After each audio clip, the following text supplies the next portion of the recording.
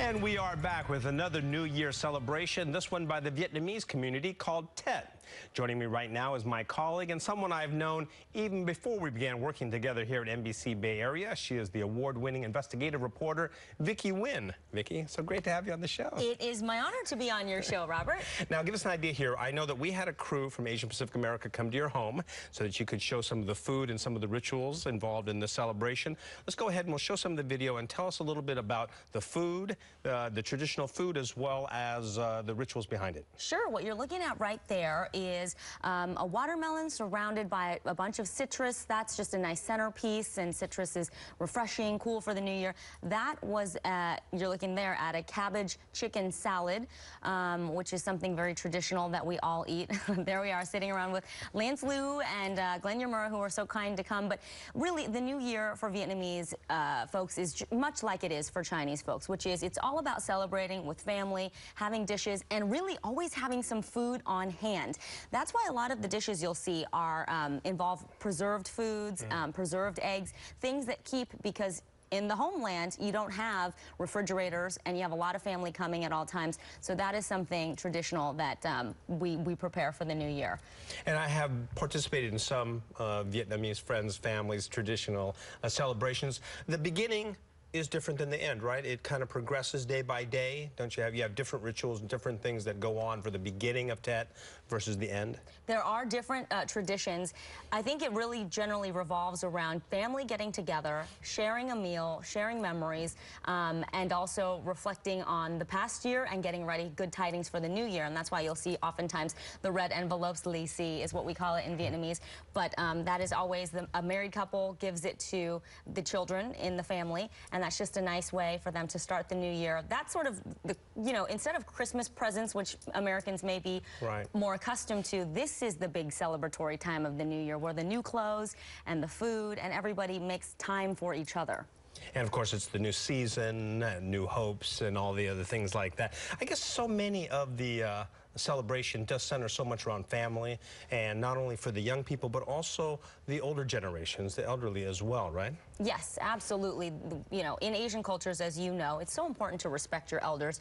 It is all about generational passing on of traditions and making sure that you bring all the generations together. I mean, in our family and in our neighborhood where we have a lot of Asian Americans, it's not uncommon to see grandma and grandpa living in the home with the parents and helping to raise the grandkids. It's a part of Asian culture that actually makes it so possible for me to do what I do, and probably you as well, with a busy working career, to know that grandma and grandpa are in our children's lives.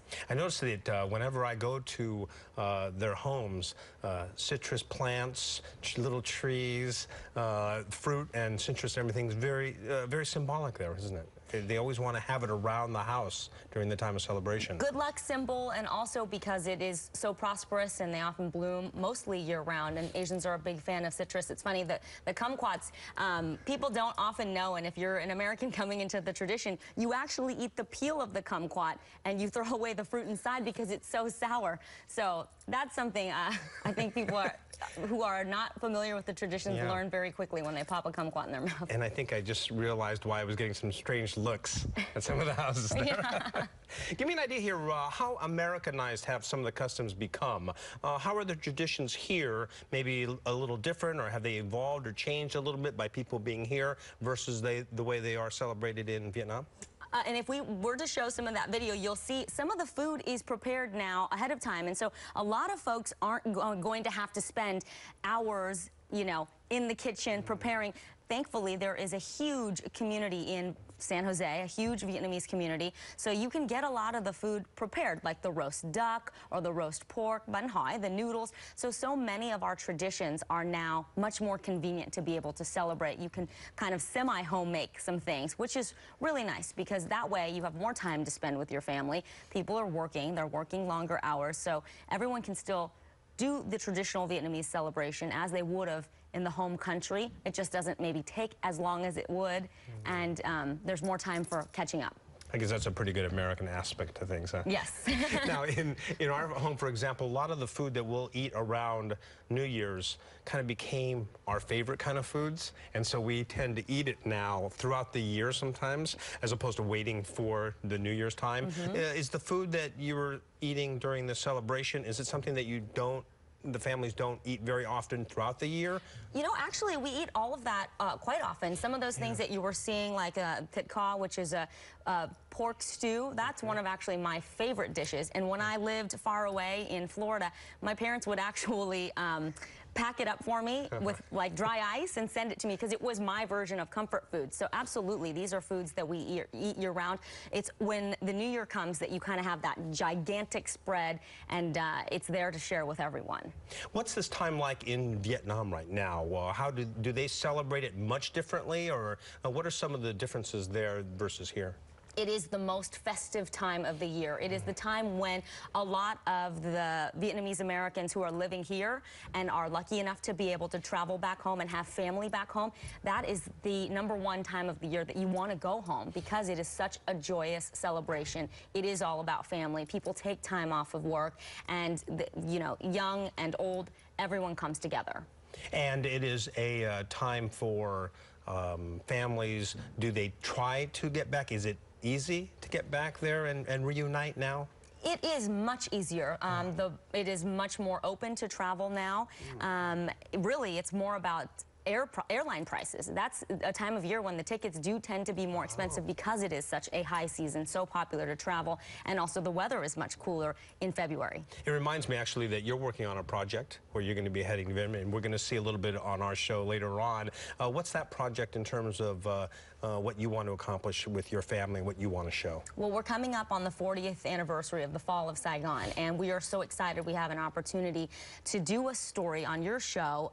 We've tracked down the family that sponsored my parents and myself here from Vietnam, and they live in a little tiny town called Brownsville, Oregon, which is just outside of another tiny town called Eugene, which is about an hour or two from Portland. We found them, and they are willing to let us come and kind of reunite. I don't remember ever meeting them. I met them as a very young child when we lived in Sonoma County. So this will be my first chance as an adult to go back and ask them the question, why did they sponsor not just my family, but so many refugee families over to America? They were involved in an adoption agency called Holt International. They're also very active in their church. And that was the time when, you know, it was before Mia Farrow and before Angelina Jolie made international adoption popular or sponsoring people from other countries. And they are just, I think, salt of the earth people. We're so excited to meet them. I'll be really looking forward to speaking with my family about their journey coming here, what they remember about coming to the United States for the first time, and also the story of Don and Wanell Ware, who have supported so many immigrant families. They've also adopted a couple of children from Korea and one from Vietnam, as well as having their own children here. So to me, it is the ultimate story of selflessness. It's what America is about, opening your arms, welcoming people, and giving them a step towards their future. A great time to be talking about that. Always, family stories are always the best, aren't they? Vicky, oh, absolutely. Thank you very much for being here and talking about that. My pleasure. Thank you, Robert. All right. Well, we look forward to seeing that on a future show. And coming up, we will show you some of the important community events coming up, including more details about some of the ones we've covered today. So stay with us.